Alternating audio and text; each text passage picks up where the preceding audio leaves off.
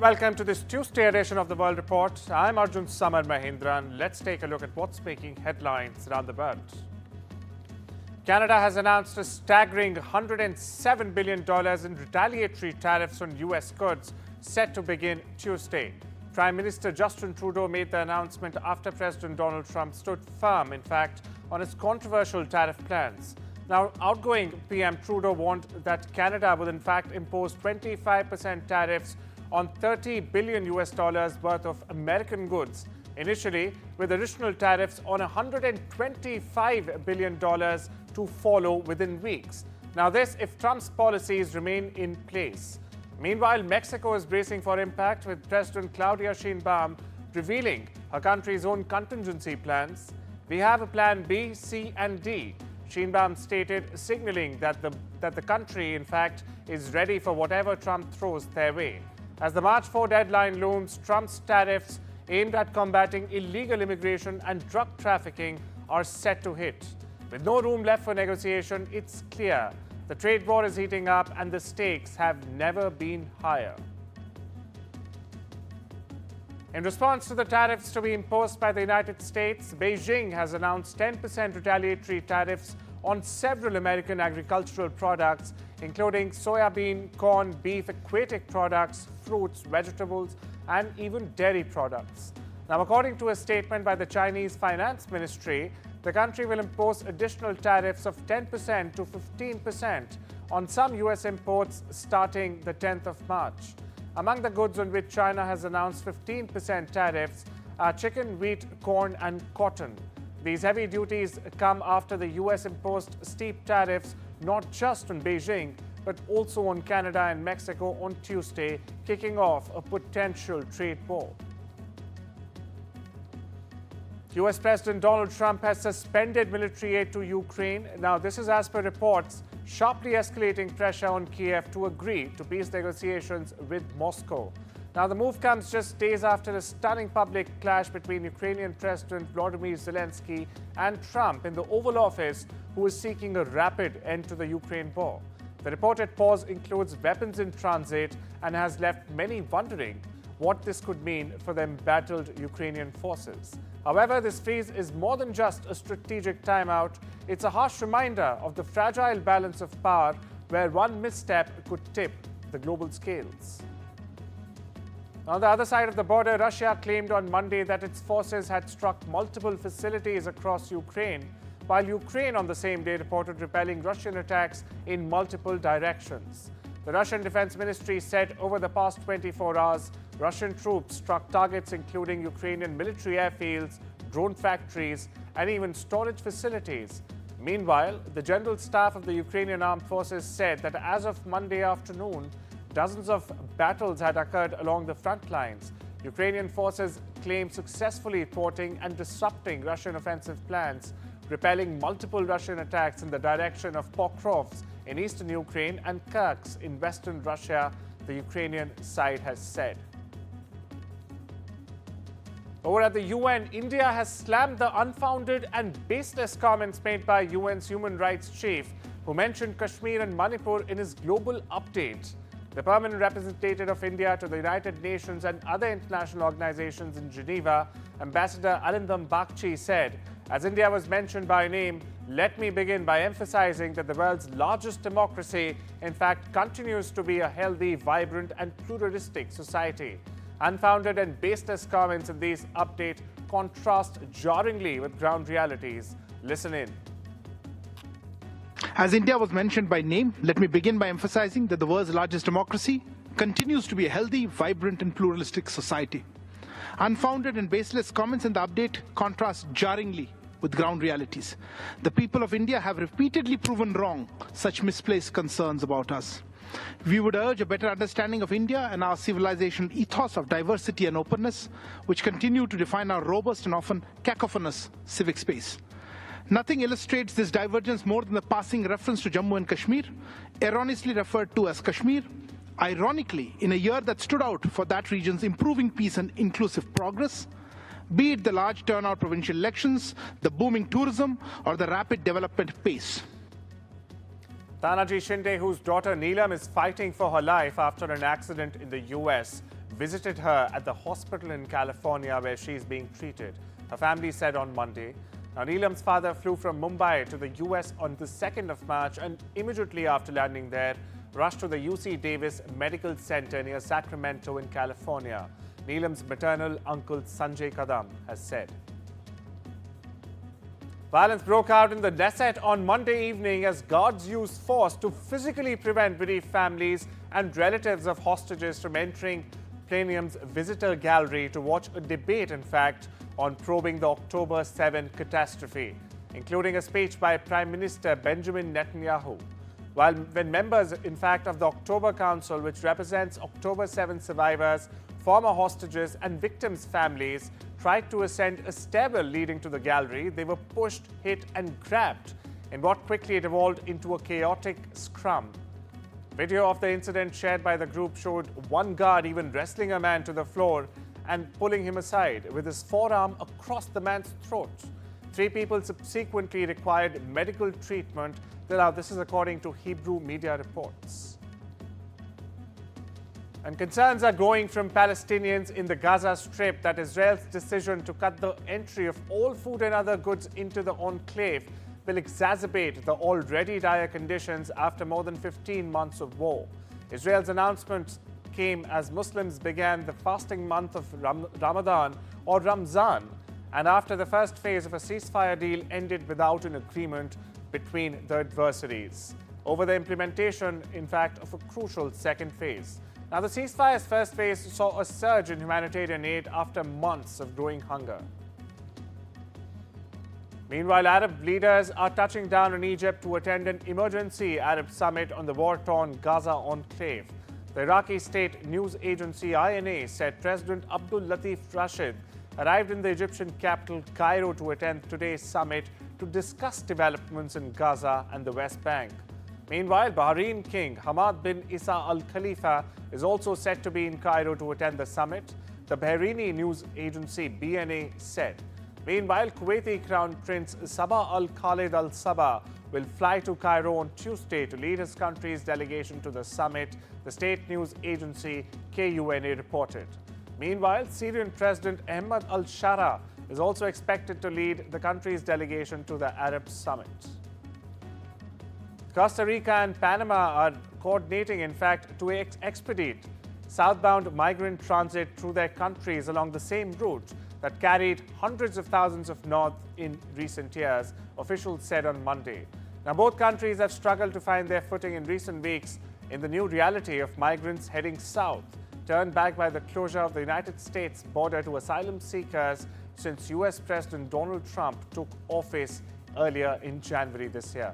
Now, the security ministers from both countries, in fact, met on Monday at a border post between Nicaragua and Costa Rica, where southbound migrants will board buses to a Costa Rican government facility at the Panama border. From there, Panama will bus them to its Darien province, which borders Colombia. Chinese President Xi Jinping's special envoy and Minister of Agriculture and Rural Affairs, Arjun, on Saturday attended the inauguration ceremony of Uruguay's new president, Yamandu Orsi. On Sunday, Orsi met with Han at the presidential palace, where he conveyed Xi's cordial greetings and best wishes to the newly elected President Orsi. The U.S. Senate voted Monday to confirm former wrestling executive Linda McMahon as the nation's education chief. Now, it's a role that places her atop a department that President Donald Trump has, in fact, vilified and has vowed to dismantle. McMahon will face the competing tasks of winding down the education department while also escalating efforts to achieve Trump's agenda. Now, this as Trump has promised to shut down the department and has said that he wants McMahon to put herself out of a job. The Senate voted to confirm McMahon 51-45. Meanwhile, listen into what Democrat Chuck Schumer had to say on the appointment. They don't want to see these cuts. They don't want to see the Department of Education abolished. If the Trump administration follows through on cuts to education, schools will lose billions in funding. Commerce and Industry Minister Piyush Goyal embarked on an unscheduled visit to the US to initiate negotiations, in fact, for the bilateral trade agreement which the two countries aim to sign by the end of this year. During his week-long visit, Mr. Goyal, in fact, is likely to formally start the negotiations on a bilateral trade agreement, which was announced during Prime Minister Narendra Modi's visit to the US in mid-February. Subsequently, the negotiation will be taken forward by the officials of the two sides. Continuing with New Delhi's Europe outreach, EAM S. Jaishankar will visit the United Kingdom and Ireland starting this Tuesday until the 9th of March. Though not part of the EU, India and the UK share a comprehensive strategic partnership. During the visit, Jaishankar will meet Foreign Secretary David Lammy and other leaders, besides meeting Indian community members and diaspora. Jaishankar will then travel to Ireland from the 6th of March to the 7th of March, where he will meet Irish Foreign Minister Simon Harris, other dignitaries, and even representatives of the Indian community. And the ancient Greeks had a remedy for burnout still practiced annually by their rural descendants. In the mountain village of Distomo, the Bell people, as they are called, transformed themselves to half-human, half-beast revelers in a ritual dating back to pre-Christian times. Clad in sheep and goat skins with heavy hand-forged bronze bells chained to their waists, the Bell people danced through the streets of the Red Roof village, a 2-hour drive northwest of capital Athens. The deafening chatter the dancers make and their profanity-filled chants as they bound around a fire in the main square are a wine-fueled sonic assault. Catholic faithful gathered in St. Peter's Square once again on Monday night to pray for Pope Francis' health. Now this, as the Vatican announced, he had suffered 2 acute respiratory crises. Francis was put back on non-invasive mechanical ventilation in another setback to his battle to fight pneumonia, a Vatican statement has concluded. Meanwhile, Cardinal Robert Francis Prevost prayed to Mary, the Mother of the Church, as he spoke the congregation at the outdoor vigil. The prognosis on the pontiff's health remained guarded. Doctors did not say if he remained in a stable condition. However, they referred to the crises in the past tense, suggesting they were over it. Con Maria, Madre della Chiesa, per la salute del Santo Padre Francesco. Lei, Madre della Santa Speranza, assiste, ristora e consola tutti coloro che ricorrono al suo aiuto.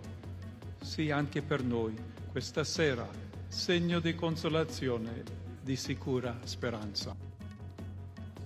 Japan is fighting an extensive forest fire in the north, which has in fact damaged dozens of homes and forced hundreds of residents to evacuate, but still has not come under control. The country has deployed more than 2,000 firefighters to battle the country's biggest forest fire in 3 decades. At least one person has lost his life in the blaze, which has torched more than 5,200 acres as of now. Like many other countries, Japan in 2024 recorded its hottest year since records began. And it's time we step into a short break. I'll see you on the other side.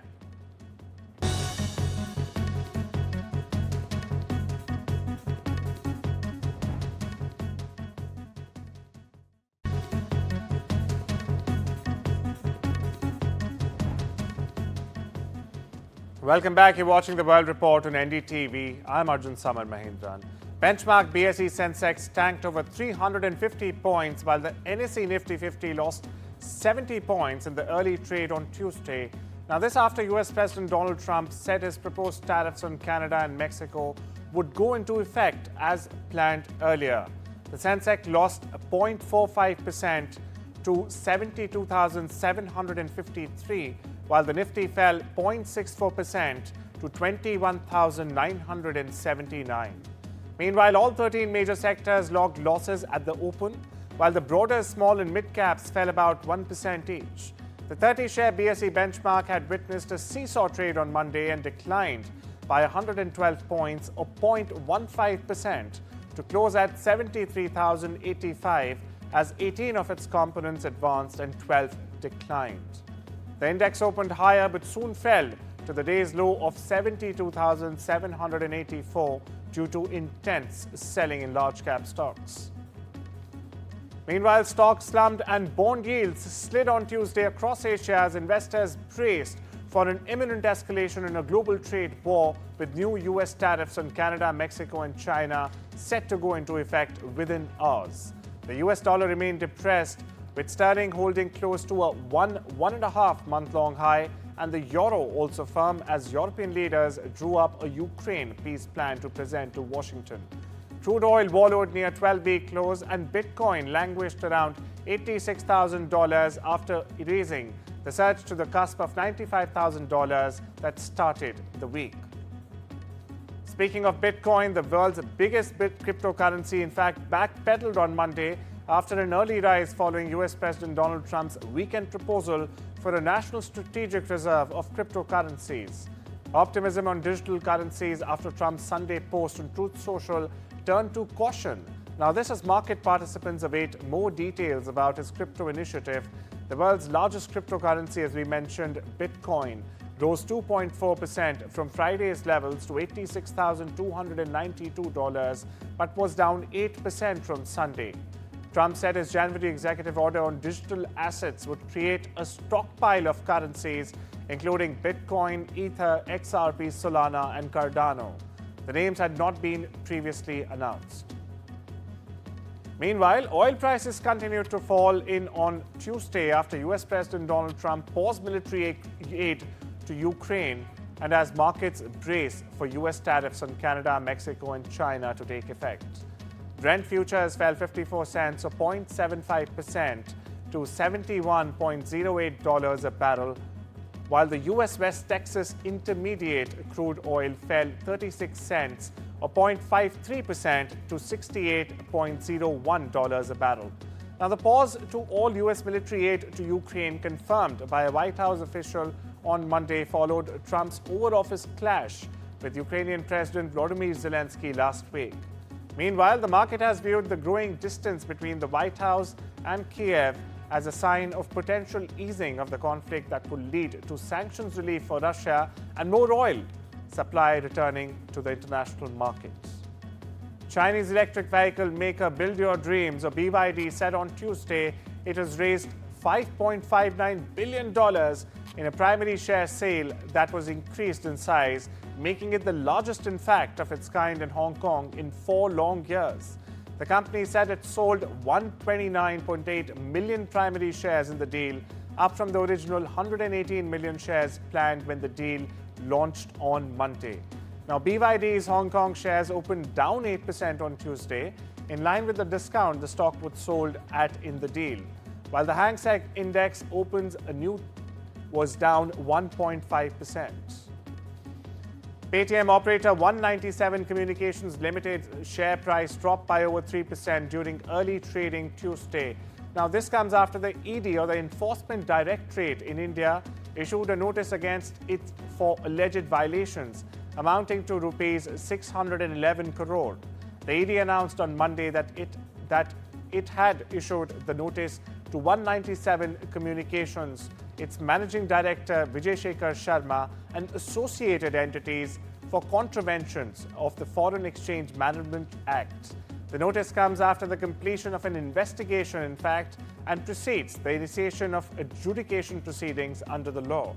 In a response to the notice, a Paytm spokesperson stated that the company is working to, in fact, resolve the matter in accordance with the laws and regulatory processes.